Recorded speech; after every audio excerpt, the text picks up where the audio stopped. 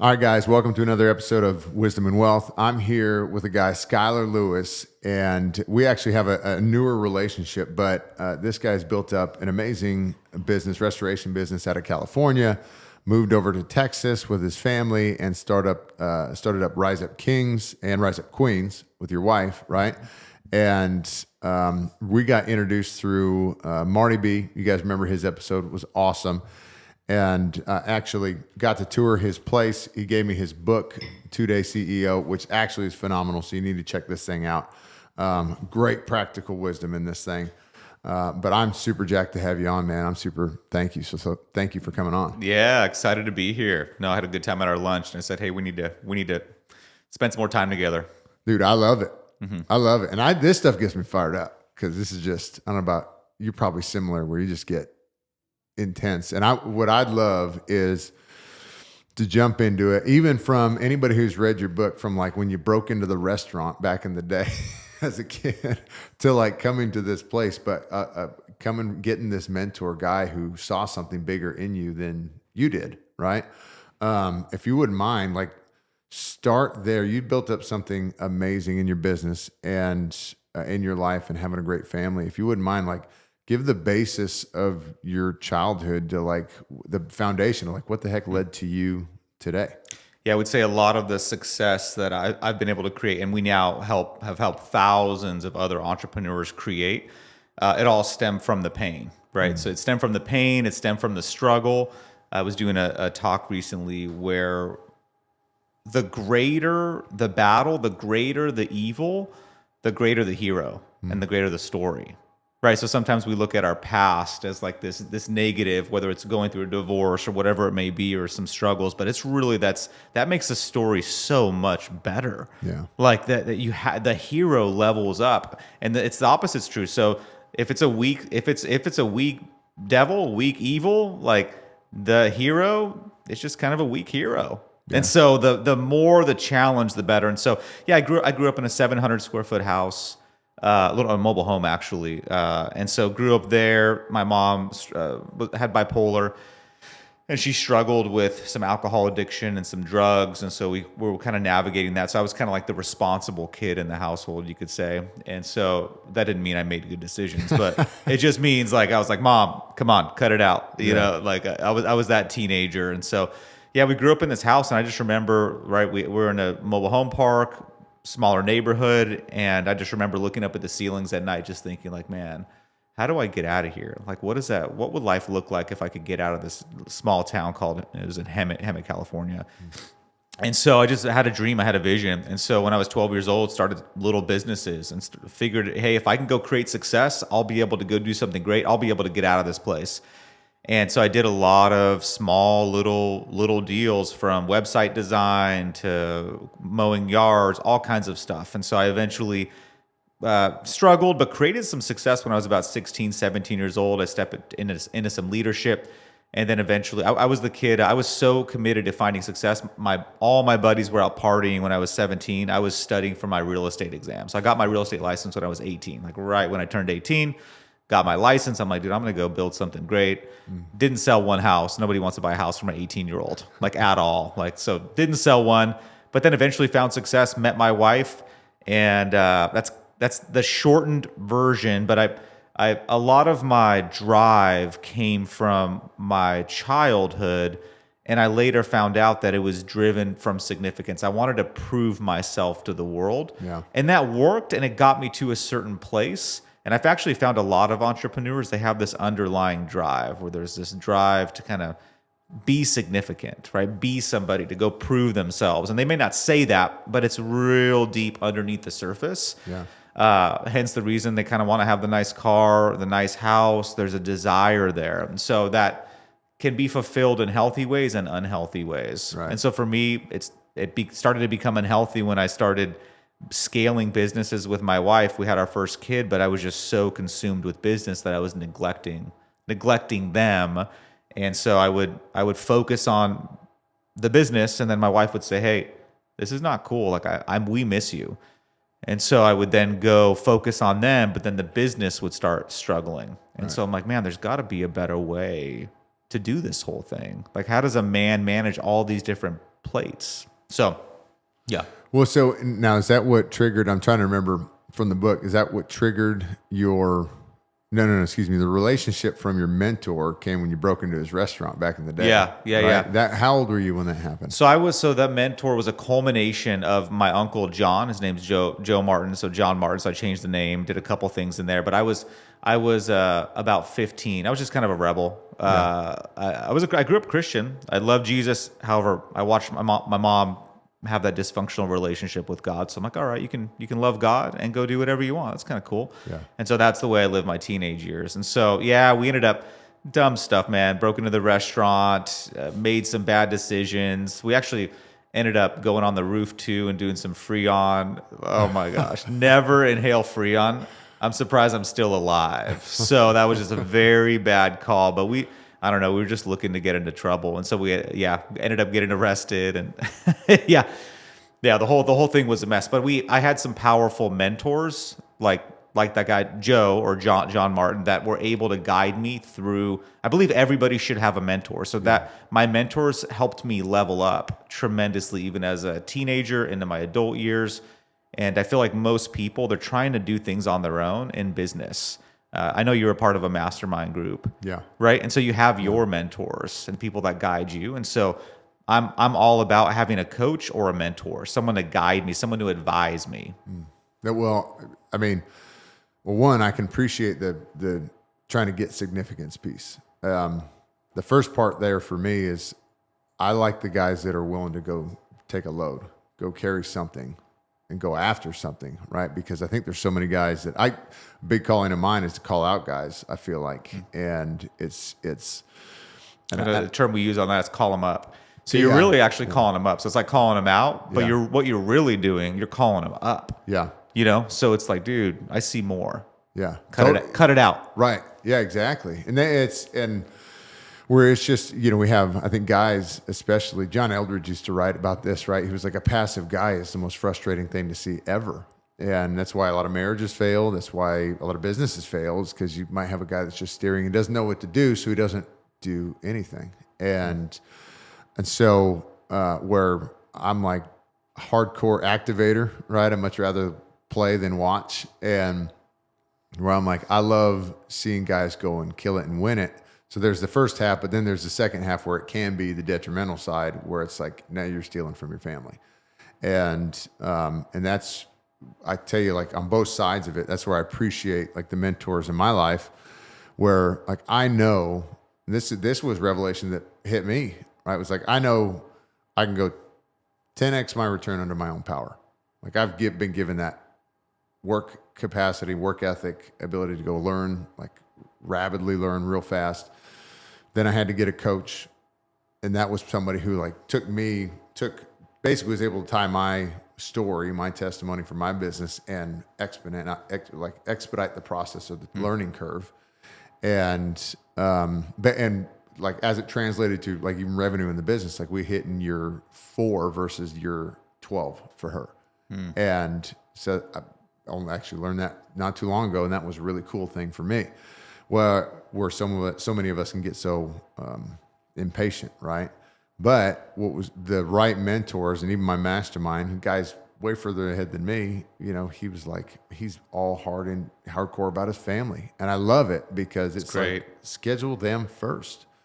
And I don't want to, and you could probably speak to this, but like how many guys, one of the big, I guess, especially successful guys, one of the biggest fears is screwing everything up, and family business. When will the shoe drop? Making a mistake. Right. Yeah. There's and there is an issue. You talked about weak men or passive men. Weak men are ruining our country. Yeah. So weak men are ruining our country. So it's the guys that aren't willing to take a stand.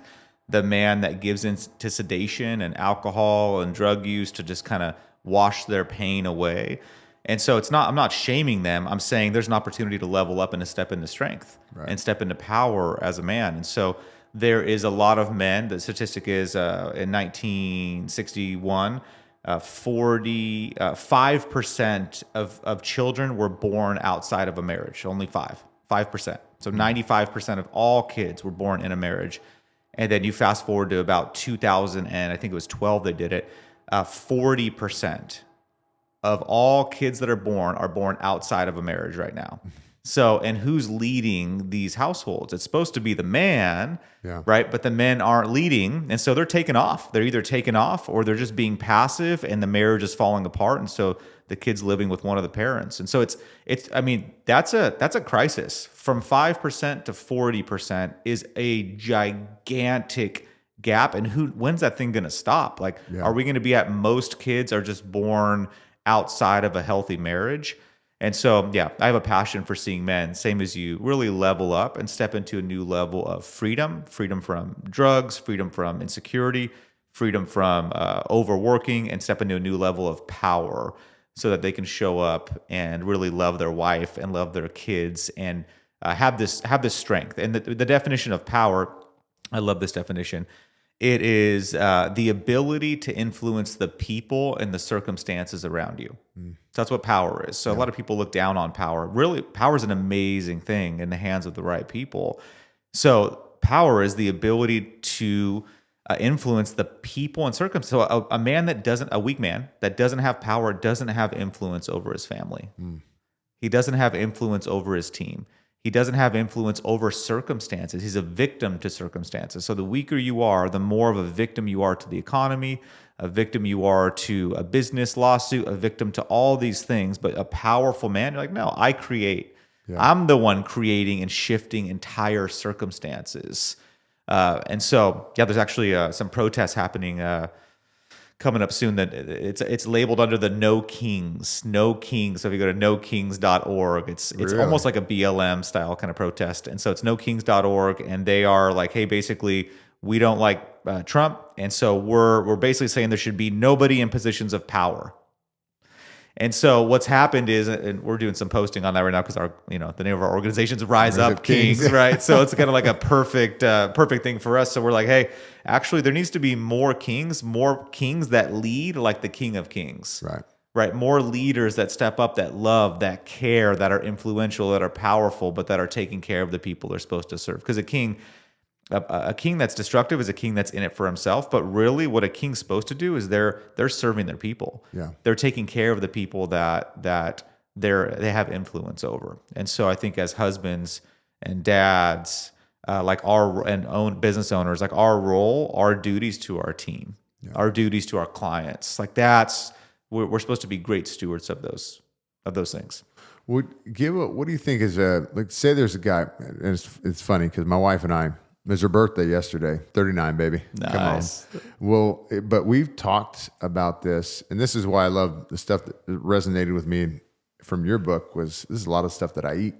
Right? This is even as of this year. I was telling you right before we started recording. I'm like, one of my personal things. I was like, man, I got the lineman body. I don't want it anymore. I like being big, and stay strong and work out and all that. But I clean up my nutrition. And because I still got the lineman appetite, you never not want to eat the whole pizza, right? And then my wife and I, we cleaned up a ton this year, and it was basically a bigger vigor to attack the things that we really want. And it was like, we want bigger faith. We want to increase our friends. Like, we want them to have great relationships there. We want our family to be strong.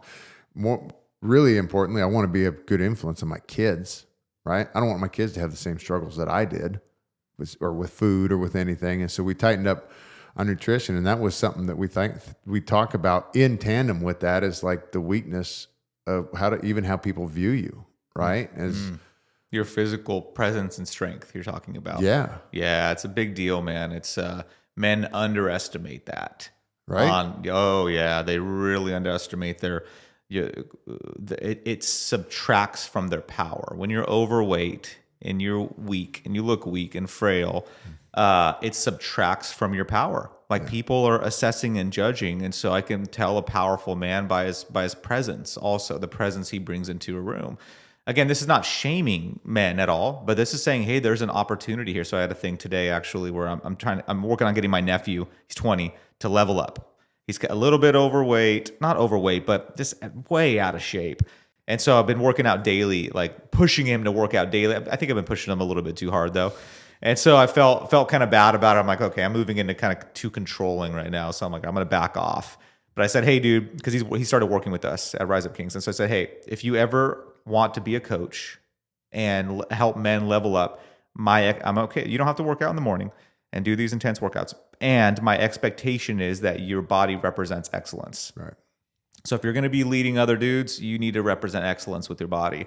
And so as I was processing that, I'm like, oh man, I have an opportunity to level up. And so I'm like, does my body truly represent excellence? I'm like, yeah, I look good, but there's a next level. And so we did our intense workout this morning, and I went and ran 4 miles right after that. And I'm like, bring it on. So I'm going to go hit it hard. I'm going to get into the shape that I want within the next 30 days because I don't want to be a hypocrite. I don't want to tell him to represent, he needs to represent excellence, but then I'm not truly representing excellence in my body.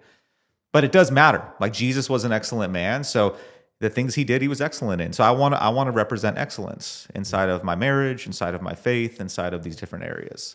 Well, I know there's, and I couldn't cite them, but I've heard studies before about people in shape, dressed more appropriately or sharper, right? Or just aware of what they're wearing.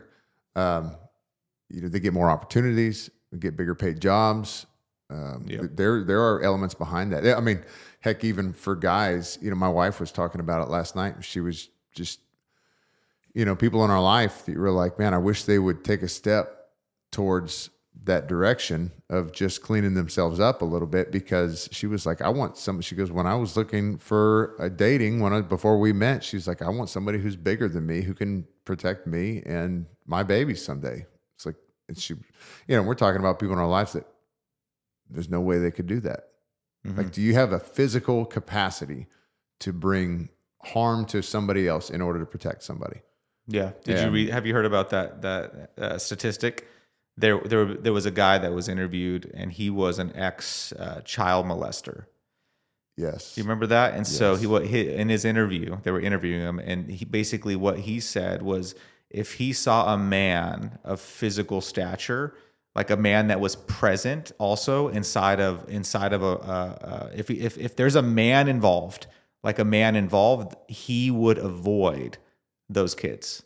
Well, it was even more than that. So like the question was, what did you look for in a victim? Yep. And he goes, whether the dad was a threat or not. That was it. Yep. I'm like, I even get chills saying that, because if you're somebody or a dad or any parent at that, right, who is not a threat or has the capability to be a threat for your family, I don't know what other, like, that's like the most healthiest fear to have, is one of those where I have to step in that situation, right? And so, I mean, if there isn't any cry to get yourself in a better place, like what is there? Like what's going to be the trigger to get you over the edge to go? And so that was a powerful one for me, for sure.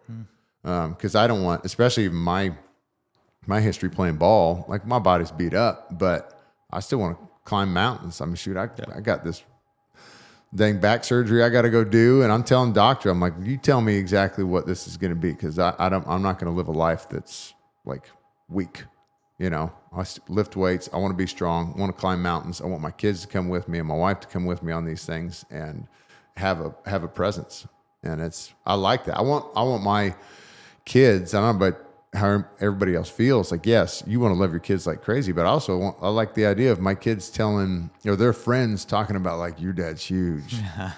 Holy cow, your dad looks strong, Yeah. And I've gotten those comments before. And that makes me feel good, because you imagine what your kids would feel like when they hear that. They're like, yeah. Well, and it takes work, right? And so it's not anything that's easy is usually short-lived. And so to stay in good physical shape, it requires consistent, dedicated work. And what I love about the physical pillar, so we have something called the 4 pillars: faith, family, fitness, and finance. And we believe that men and women, that those 4 pillars are the things that we should intentionally be investing in every single day. And they actually need to be in that order. So when your 4 pillars get out of order, where faith, family, fitness, finance, your finances become the top priority. That's where your faith and your family and your fitness start lacking. So the proper, most effective ordering for a human being where their life is not in chaos is faith, family. So whoever your faith in God, your family, as your relationships within your family, your fitness, your health, your nutrition, not just physical fitness, right, but also how we eat in the inside of our body, right, and then our finances. So it's in that order. And so fitness, though, is a pillar. It's a foundation of a man and a woman, and so it requires discipline. And that's like even when I'm interviewing team members, as I'm looking at team members, I'm looking at kind of their body. Do they have discipline with their eating? right. And I can be able to see if I would bring somebody on if someone doesn't have discipline with eating, they probably might be undisciplined in other areas. So I'm kind of just watching. I'm just paying attention, right? You can learn a lot about somebody just kind of by looking at them. Totally the truth. And I've started doing similar stuff, right? Like we're on our team, like we like to work out, we like to lift, but at the same time, like the accountability and it's like, be that attractive person that you want to attract. And if you want to get an awesome client or you want to be that. I like seeing the guy that's like ripped at the gym. I'm like, dude, that dude's a stud, right? I'm like, I want to be like that guy, and be close to that guy, because what's going to happen is I'm going to start probably adopting behaviors from that guy. Now, I don't want to go in if he's just a jerk all the time, but but that's proximity, right? Associations are right. really important. That's why this podcast is pretty cool, because you're bringing in different guests and you're showing up and sharing some of the wisdom that you have, that you're on your journey of learning, right? As we all are. So associations, whether it be through a book, through podcasts, through just being around other dudes that are like leveling up. That's who I want to be around. I want to be around guys that are leveling up. The guys that aren't just okay with status quo. I want to be around dudes that are like, hey, I want to improve my faith. Like, what does that look like? Hey, I want to go next level my business. So that's, for me, that's fun. Yeah. Because I want to be a version of myself. My desire is that I'm a new version of myself almost every year. That I've had so much growth happen and so much shifts happen and reflection, and where my friends and family are like, hey, you're different. Like, you're a different person. Normally that would be a bad thing, but I'm like, yes, like that's what I want. I want to be a new version of myself. I want to keep growing, because the opposite of growing is decay, right? It's the slow decline. And there's a lot of men in that space, but there's a lot of marriages that are in the decline stage also. There's no cruise control in marriage. It's like, oh yeah, we're on cruise control. No, you're either improving your marriage or your marriage is in a for some marriages a very rapid decline or a very slow decline, where there's disconnection kind of happening. It's, man, it's a tough one, because it happens. You hear that from a lot of guys that were like, it just blew up. It just landed in my lap. I'm like, I had no idea. And this thing I'm like, what was happening under the fold? Yeah. I'm like, you just weren't paying attention. Mm-hmm. And but that's where I appreciate, like, my friends in my life are the only ones that I want that would like slap me into slap sense into me. Right. That's the only kind of crew that I want. And that's, and I appreciate even like on this fitness journey, this is, well, I've been kind of encouraged by it lately, or even in your story and in it, when you guys read this, if you haven't already, you'll see that I laugh because mentor like basically scolded you for drinking a soda, right? Mm-hmm. But it was everything that I do. He's like, you're waking up at 4 a.m. to get to work, to go to work out, to go get everything you need to get done at work, and to leave the best energy that you have for your family. Why would you ever put anything into your body that is going to affect that poorly? And I'm like, man, that hit me even, because it's just, I'm like, on the journey, like I track my calories every day now. Great. But in that, you have a beer or a glass of wine, and you're like, that just stole 100 or 150 calories from me, from what I wanted to eat more of, which was a big old ribeye or a baked potato or something, right? But I started seeing how all these things were incrementally affected, to where basically we haven't hardly drank anything this year. And it wasn't an active role to like cut out alcohol, but it was seeing what it was taking away from other places. And I'm like, so we cut that out, bunch of trash out, So we basically cook most of our meals at home, you know, and because I want a steak all the time. But my wife and I have both seen the effect. But I say that, I guess, even because as we get in that conversation was like, it affected the business. Other people started seeing it and making comments about it. And so. What specifically? So like, of course. Yeah. What'd they notice, or what were they? Yeah. So of course, like I go to the gym and like, dude, you're holy cow, man, you're slimming up like crazy. Got it. And so you get those comments come out, right? Or like Megan, she looks amazing right now. Now I got, this is also coming off our third child. So yeah. But she feels better about herself, and but she's always looked good. She's never been overweight at all. And but what's the thing that has rung even in my head was not just being a physical force for your family, but I've heard guys over and over, they were like, man, I've made more money in the business by being in better shape. And they were like, I got fit here, and it just happened because of that proximity. I had more focus. I had more. Jimmy Andrews was on the podcast not too long ago. If you heard of him, famous orthopedic surgeon. He's worked about I met the Undertaker from WWE at his place. He did a bunch of my surgeries. Yeah. And that was one of his first things he said.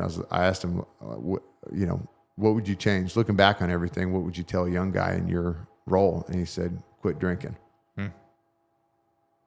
This guy takes the private jet everywhere he goes, right? I mean, this guy, whole team, Andrews Institute, he's got 3 plans for 15 more. He retired after 50 years being an orthopedic surgeon, one of the biggest in the country.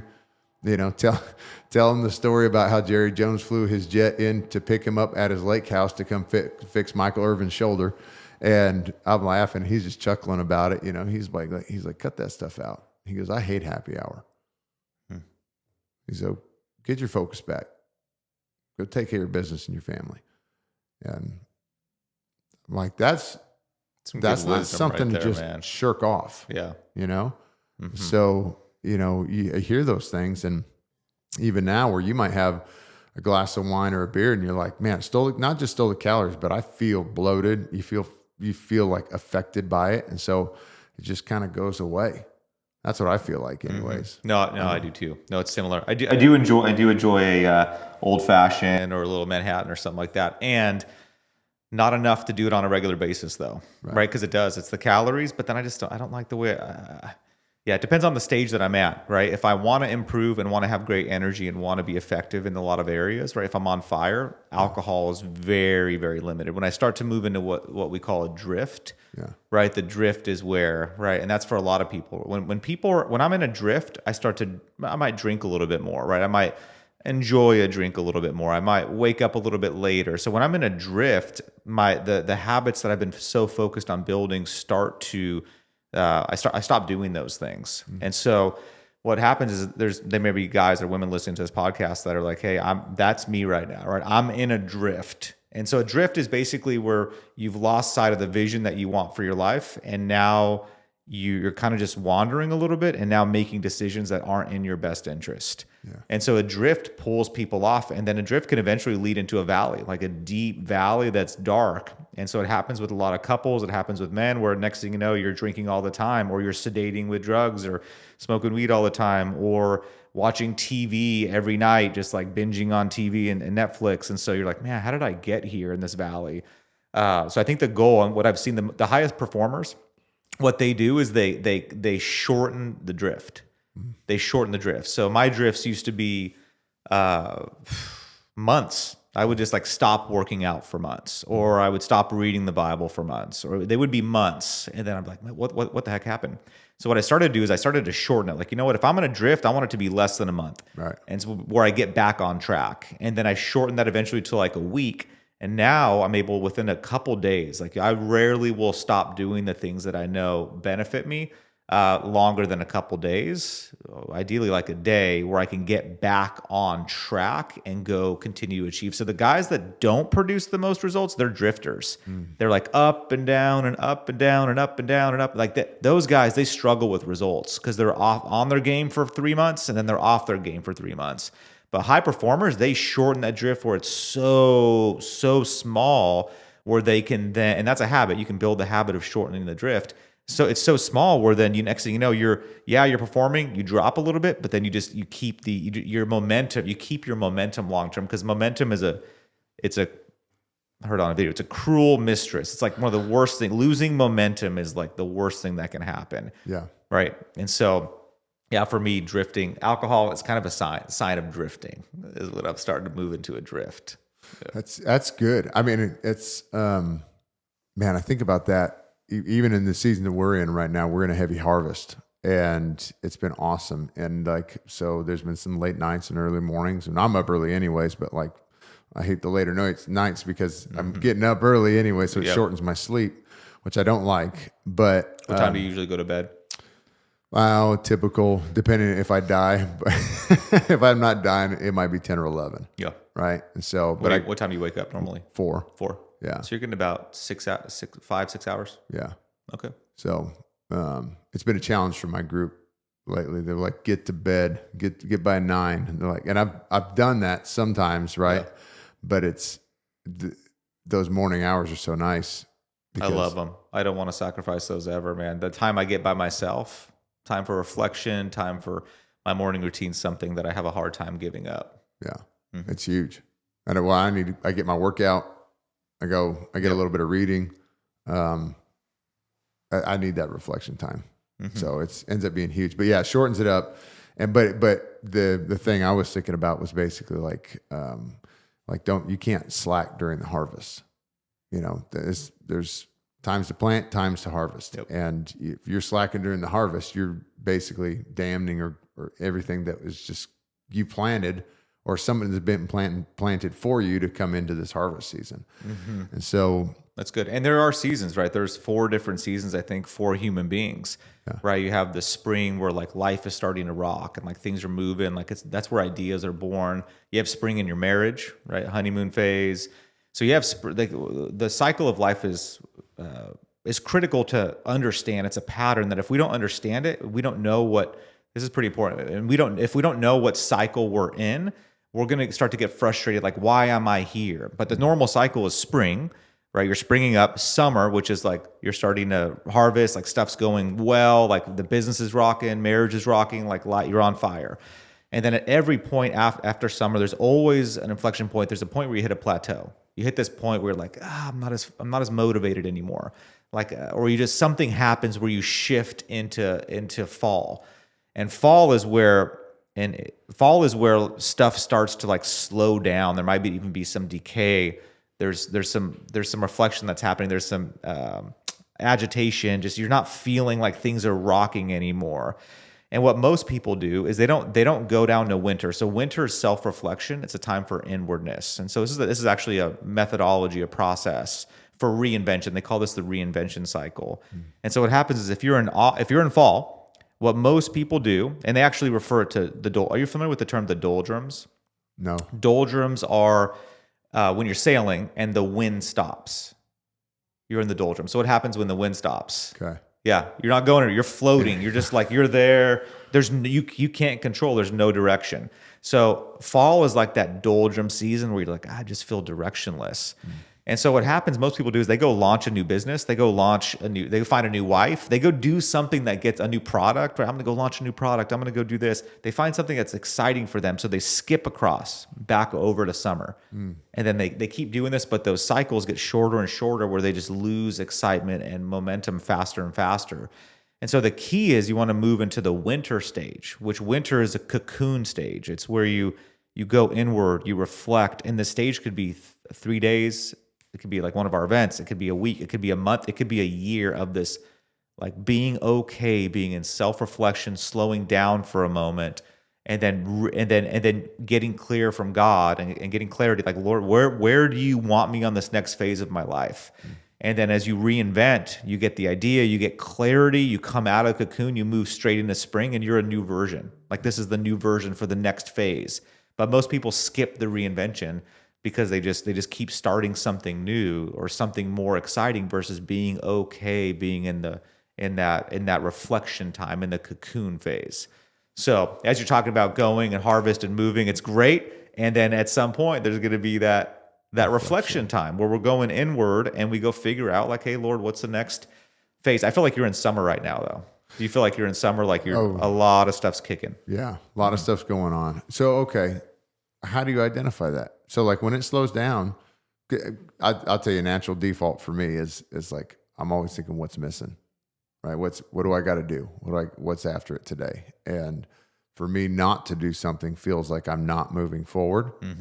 Right. So, how do you even tell in that season? Like, especially achievers like us, right? We got to be moving. It's very hard for us to be okay with stuff slowing down for a season, And who knows how long the season could be? It could be a season of a month of just this deep reflection. But the more we avoid it, so basically how you can tell you're in the fall season is you can tell when you're in summer, everything's rocking. Yeah. Stuff's moving. But when you hit fall, how you tell you're in fall is when you start to feel just this inner dissatisfaction. There's like an inner dissatisfaction. There's like an inner kind of annoyance. Like you just don't, you just don't. I was there a few months ago where I felt this like desire to almost pull away from the business a little bit. Like, have you ever felt that where you just want to kind of like, I need some separation. Like, I don't feel like coming into the office anymore. Oh, yeah. There's just that, well, if that happens all the time, you may need a new business, right? Not for you. I'm saying for people listening. Yeah. If it's all the time, you may need to you may be avoiding the reinvention. So if that keeps coming up, like, don't ignore it. Something's happening inside you. Yeah. Where there's a reinvention opportunity. There's fall that's about to happen. So what we do is like, no, I need to keep going. Like, why am I not motivated? Hold on, just give yourself some space. Maybe there's some self-reflection time that's needed and some cocooning that's needed to go to the next phase and then show up with power and energy and momentum in this next phase of life, right? In the spring phase. So it's kind of, for me, it's when I get a little agitated or dissatisfied with stuff. Stuff starts to bug me and I'm just dissatisfied. That's good. No, I like that because it definitely comes in because I got to have that time. Reading is a lot of that for me where I need some sort of intake, right? If I don't have it in me, I don't have outtake or I don't have output, I need input somehow. And that's interesting you say that. It kind of makes me think of the story of the book where you wanted to sell the business. Yep. And in the book, you go to Joe, right? And you're like, I want to sell. And he goes, funny, because I have the same business. We're thriving. And basically, the gist of it was like, you suck at where you're at right now, and you want to get out of it. And then you ended up reinventing yourself during that time. Yeah, we actually brought in a consultant to help us get the business ready to sell. Right, because I think every entrepreneur at some point they get a little tired of their business, right, where they're like, I was talking to a guy actually before a podcast. He was figuring out how to sell his company, his insurance agency. I believe he had a State Farm agency, so I was giving him some guidance. And so what happens is he. So I brought a consultant in. I'm like, hey, I'm ready to sell. Help me maximize the multiple on this thing. Like, I want to go maximize it. I'll do whatever you say for like a year, and then let's get this thing sold. Because my team members are a little bit cancerous. The issues with clients. The construction business is a pain in the butt, by the way. The restoration space is a very difficult business. Very difficult. Very profitable. Very difficult, though. And so I brought him in. And so he met with the whole executive team. He met with our managers. He met with everybody. And then he comes in and he sits down with me and he says, Skylar, okay, I got the answer. He's like, I know what's kind of wrong with the company and what we can start working on. I'm like, okay, perfect. And he looks at me and he says, you're the problem. Really? I'm like, I paid you, almost $8,000 for you to tell me that I'm right there, for that first couple weeks that I'm the problem. And he's like, yeah. He's like, your team is following you're showing up late to meetings. You're not holding people accountable. You say you're going to do things, but you're not doing it. You're up and down. Right? You're not showing consistency with the team. So he started listing all these things. And I'm like, oh crap. Like leaders are ultimately responsible for the results of their business. So if their business isn't performing well, it's completely on the leader for how he leads, how he hires, how he fires, everything. And so in that moment of reflection, I'm like, okay, fair enough. I was pissed at first, and then I realized, like, I'm going to go do some deep work. I'm going to figure out how to be the very best leader to where I can attract quality talent where people want to follow me. Right? So now at Rise Up Kings, man, I got a solid ex-NFL guy. I got a special forces operator that's involved in all the events. He's the head coach for the events. He trained special Green Berets. Actually, that was his primary role. I have the most ridiculous team ever of really high-powered A players, almost 25 of them, almost 30 of them now. And it's because I shifted. I was willing to look at myself in the mirror and go like, okay, I suck. Maybe I suck at leadership. Maybe I don't. Maybe I'm not as good as I think I am. Yeah. You know, because I used to. My mom always told me I was special, so I used to think I was special. And so I'm like, oh, I'm a good leader. And then it was good to have the reality. I'm a big one. And then it was good to have a punch in the face. Like, okay. He called me up, right? He's like, hey, it's you, dude. Yeah. Like, oh, it's me. It's not Brian or anything. He's like, nope, it's you. I'm like, oh no, I think it's them. There's, not long ago, I had one of those, and it was like something stupid with our CRM, you know, and talking with a firm that was bigger than us, and I'm like, what do you guys use? I think ours is not right. And they're like, no, we use that too. And I'm like, you're just not using it right. I'm the problem. So I'm the problem. All right. Yeah, we are the problem and we are the solution also. This is crazy. What, man, get into, if you don't mind, like you were able to work yourself into it 2 days, and then you guys moved. And I'll tell you, one of my favorite lines, and I love this because this is like kind of the mysterious piece of a woman, right? Is there was a line in there you talked about how your wife wanted to move to the beach, and she goes, and by the way, I think we should do it at the end of the month or within the month. And you were like, and I could feel you shaking your head like that just now, like, what are you talking about? We can't do that. And I like totally had the picture of her like just saying it and walking away. And I'm like, so like we've had that, right? Where your wife says something. I'm like, you're telling me to go get it. Like, even if it's not explicit, like you paint a picture of something you like, you're telling me to go get it. And I really appreciate it, but you got it. But tell me, like, and especially in situations like that, like how did you answer the call?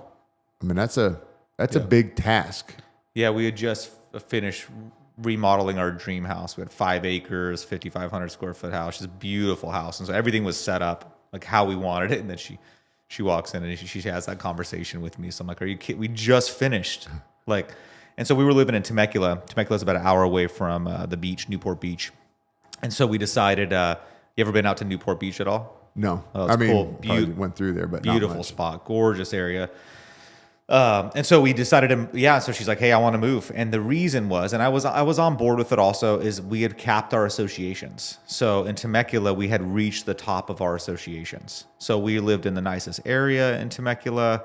We were like, our friend groups were some of the highest friend groups. And so we just were hitting our cap. And we know that your associations determine the success that you have in your life, the results. And so like, if we could level up our associations, we would have new mindsets, new ways of thinking. Like, we think bigger. Right. And so she's like, hey, there's way higher level associations in Newport Beach. And so like, we had back then it was a $1.3 million house. And so, but a $1 million house in Newport Beach is a shack, like a straight 800 square foot beat up shack for $1 million minimum. That's like and so we moved out there. We started at the bottom. So we started at the very bottom out in Newport Beach. And then like immediately we started meeting amazing people. I met this guy at Mariners Church, ran a $100 million restoration company. He started mentoring me. Like all this stuff started showing up, and we're like, wow, we made the right move. She wanted to be by the beach, but we also knew that associations would help us level up. Like that one guy helped us tremendously inside of our business. So that's where we started to think way bigger about what was possible in our lives, was through the associations. And so for me, I just love seeing my wife. I love making my wife happy. Yeah. And like feeling like I'm the dude that can kind of do that. That's why we have a saying, or we've been pushing it out there recently, like stay-at-home dads, right? Should be illegal. Like I get it. People are going to hate me for that, but a stay-at-home dad, it's maybe for a mini season, but really, like, we're built to create, we're built to lead, we're built to build. Like, that's just it's in our DNA as men. But when we're a stay-at-home dad, like, it's just if we're not providing, something inside of us doesn't get turned on. So we're built to kind of provide. Like, I've been conflicted on that because like I felt the same way, right? yeah, But I've also met some crazy, awesome people that stay-at-home dads. Well, it was like a shift. Like they were out killing it in this one section, and there was a decision or something. It was like had a baby, struggling to have a baby, finally had a baby, and then some opportunity came out. But like they were killing it for this season, and then their wife was going and killing it in this season, and so it's funny. I've been conflicted on that because I'm like, very much like and I guess to the point where I'm at today, whether this will develop more or not, is just like we have to be creators, we have to be go-getters and provide and protect and all those things. Full believer in that. But I guess as I've just kind of walked through it, I'm like, well, maybe it can just look different, right? As opposed to what I'm expecting it to be. Mine's a very controversial view on that for sure. Oh yeah, people hate it when I post stuff online about that. And I think you're on point with the creating. So you can be so as long as we're creating, providing value. Yeah. As long as we're providing value, not just with our kids, but to the world also. Right. So that could look like ministry. That could look like giving back. Like we're creating and providing value. That's where we get turned on, like as men, like we get activated there. And so just helping with dinners and clean up the house as a stay-at-home dad, you're not going to be maximized. Like you won't be stepping into your potential at all. And so I'm all about seeing guys step into their potential. So most men will not, and they'll have a great time with their kids. And I think it's beautiful. My dad took off like a year of work and spent time with us. It was a cool time. Yeah. And if it would have stayed that way for years, it would have not been ideal for him. No, it can't stay that way forever. No, but maybe a season, right, of time where you get to really really connect and mentor and guide, I think is a beautiful thing. Yeah, heck yeah. No, I appreciate that.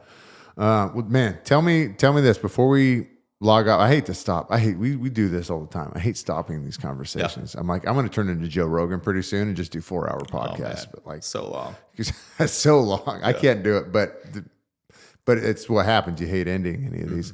But tell me, where like best place to find you, or like even like if you could, let's do this first. Like the best piece, if you're a young guy trying to build, or even a guy that's like even just not satisfied with where he's at, right? Like what's the best piece of advice you could give somebody, maybe even 20 years younger than you, walking into the season?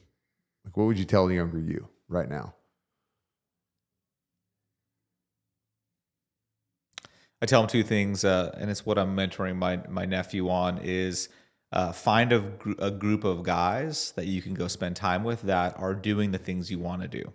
So find some solid associations. Like go out of your way to go find those guys that are not being douchebags, but that are actually like really working on being the best versions of themselves. Like go find those quality associations. And then number 2 is prioritize your life. Like invest in those 4 pillars every day. So for me, it's reading the Bible daily. It's doing something for my wife, like a love note, baking her coffee, investing in my marriage every single day. It's doing something in my fitness, like an exercise, and then it's learning something new in business. So developing my business skills. Critical. So doing those 4 things every day will give you an edge above other people that are focusing on one thing. So you can be a 1-pillar man, which is like, hey, you're killing it in business, or you can be a 4-pillar man, or woman that's really like you've elevated all 4 of those pillars. So I think making those pillars a priority in your life would be a game changer. Heck yeah. And people can find us at, you can look me up on Instagram or Facebook or social media, Skylar, Skylar, Lewis, Lewis, and then Rise Up Kings is our primary. We got our headquarters out 30 minutes away, and we're doing just some cool stuff with men inside that program. So riseupkings.com. And that's awesome. Man, I'm so thankful for having you on. I really appreciate it. It's good. Yeah, glad to be here. Heck yeah.